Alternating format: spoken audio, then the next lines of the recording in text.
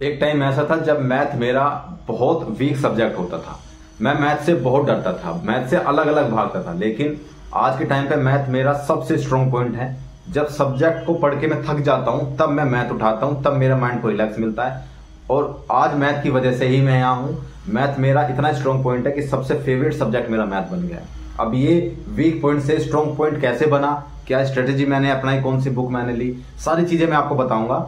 बस ये 3-4 पॉइंट हैं। अगर इन 3-4 पॉइंट को आपने देख लिया, समझ लिया, पढ़ लिया, तो आप यकीन मानिए कि आपका जो सबसे वीक सब्जेक्ट है सबसे स्ट्रॉन्ग बनेगा और उसी की वजह से आपका सिलेक्शन भी होगा। जब 3-4 एग्जाम्स में फेल हो गया ना मैथ की वजह से, तब मेरा मैथ स्ट्रॉन्ग बना, तब मैंने उसको स्ट्रॉन्ग बनाया। अभी आपके पास बहुत समय है कि आप अपने वीक सब्जेक्ट को स्ट्रॉन्ग बना सकते हैं, चाहे वो आपका कोई भी सब्जेक्ट हो। तो जय हिंद दोस्तों, कैसे हैं आप सब? स्वागत है आपके पास फिर से। चलो शुरू करते हैं। देखिए, अगर आपको मैथ अपना स्ट्रॉन्ग बनाना है या कोई भी सब्जेक्ट स्ट्रॉन्ग बनाना है तो सबसे पहले मैं मैथ की बात कर लेता हूं। मैथ में 3-4 टॉपिक हैं जो आपको अच्छे से करने हैं। सबसे पहले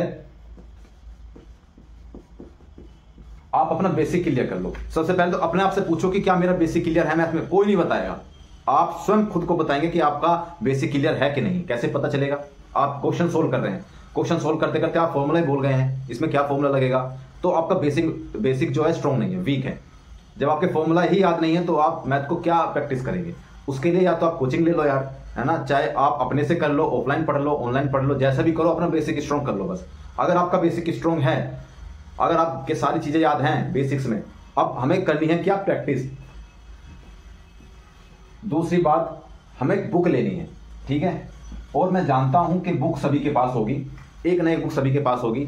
ज्यादा बुक का गट्ठर नहीं रखना है, 4-5 बुक नहीं रखनी है, आपको केवल एक बुक रखनी है। मैं कुछ बुक बता रहा हूं, उनमें से कोई सी एक बुक ले लो।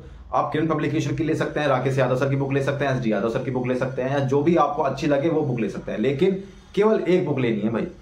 ऐसे नहीं कि आप 4-5 इकट्ठा करके रख लियो, पढ़ एक भी नहीं रहे हो। केवल एक बुक लेनी है और उसका रिविजन करना है लगातार। कैसे? आपने रिविजन किया, उसका एक बार रिविजन किया, ठीक है, दूसरी बार रिवीजन किया, तीसरी बार रिवीजन किया। अब इसमें प्रॉब्लम क्या आती है? प्रॉब्लम ये है कि सर उन बुक्स में टॉपिक वाइज, जैसे अगर एक क्वेश्चन एक मेथड पे बेस्ड है तो उसके बेस पर 8 से 10 क्वेश्चन हैं।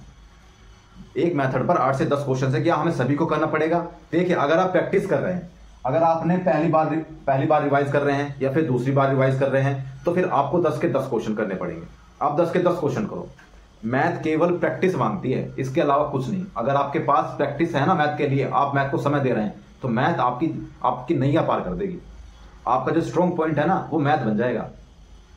उसके बाद जब आप रिवाइज करेंगे तीसरी बार, चौथी बार, 5वीं बार, तब आप 10 में से, अगर एक टॉपिक के 10 क्वेश्चन है तो आप उसमें से 5 करने शुरू कर दो, ठीक है। 5 छोड़ दो, उससे आपका समय भी बचेगा, आपका जो प्रैक्टिस है वो भी हो जाएगी, समय भी बचेगा। रिवीजन करो, केवल एक बुक को पकड़ो और रिवाइज करते रहो, लास्ट तक जाओ, उसका रिवाइज करो, फिर से शुरू से आ जाओ, फिर से लास्ट तक जाओ, फिर से शुरू से आ जाओ, फिर से लास्ट तक जाओ। मेरे पास बुक थी ना, वो राकेश यादव सर की बुक थी। उस बुक को मैंने कितनी बार रिवाइज किया मुझे खुद नहीं पता था। मुझे पेज पर क्वेश्चन याद हो गए थे कि इस पेज पर, इस टॉपिक पर ये वाला क्वेश्चन रखा हुआ है और इसका आंसर ये वाला है। इस तरीके से मैंने उस बुक को इतना चार्ट दिया था, इतना रट दिया था, तभी तो मेरे जाकर के स्ट्रॉन्ग हुआ मैथ। आपको ये काम करना है, ठीक है। बुक लेनी है केवल एक, ज्यादा बुक लोगे, ज्यादा बुक मतलब खतरे की घंटी, ठीक है।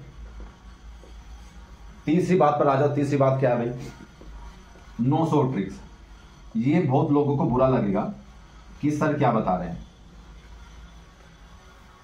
कोई शॉर्ट ट्रिक मत अपनाना। अगर आप मैथ पढ़ रहे हैं और मैथ में सोच रहे हैं कि मैं ये वाली शॉर्ट ट्रिक अपना लूंगा, वो वाली शॉर्ट ट्रिक अपना लूंगा और मैथ मेरा स्ट्रॉन्ग हो जाएगा, जब आप एग्जाम्स में बैठते हैं ना, आप रियलाइज करना, जब आप पेपर देते हैं ना, या फिर प्रैक्टिस सेट लगाते हैं या फिर टेस्ट देते हैं, तब उसमें शॉर्ट ट्रिक्स बहुत, अगर आप ना मन से पेपर दे रहे हैं, मन से एक एग्जामिनेशन हॉल में बैठ करके पूरा वही एनवायरनमेंट क्रिएट करके एग्जाम दे रहे हैं, तो आप देखना कि शॉर्ट ट्रिक्स बहुत ज्यादा काम नहीं आती हैं। शॉर्ट ट्रिक्स बहुत कम याद आती है जब हम एग्जाम में बैठे हुए होते हैं, भूल जाते हैं। हमारा क्या काम आता है? केवल हमारा बेसिक्स। और जो शॉर्ट ट्रिक्स है ना यार, शॉर्ट ट्रिक्स क्या होती है भाई?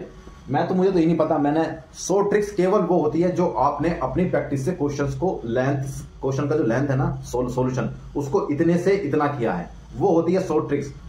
और वो केवल प्रैक्टिस से आती है। आपकी प्रैक्टिस आपके क्वेश्चन को खुद शॉर्ट बना देगी, वो केवल आपकी प्रैक्टिस ही बना सकती है। आप शॉर्ट ट्रिक्स के चक्कर में मत पड़ना, ये मैं बता रहा हूं आपको, ठीक है। आप प्रैक्टिस करो, आप बेहतरीन तरीके से प्रैक्टिस करो, फिर देखो क्वेश्चन अपना आप शॉर्ट ट्रिक बन जाता है यार। केवल प्रैक्टिस करो, केवल प्रैक्टिस। और चौथा पॉइंट तो है ही खैर प्रैक्टिस सेट। आपके पास जो बुक है ना जो मैंने बताई, उन बुक में इतने सारे क्वेश्चन है, अगर आप उन्हीं क्वेश्चन को कर दोगे, लास्ट के क्वेश्चन पेपर्स उठा करके देख लोगे, उनको कर लोगे, तो आपका मैथ जबरदस्त हो जाएगा, जबरदस्त स्ट्रांग हो जाएगा।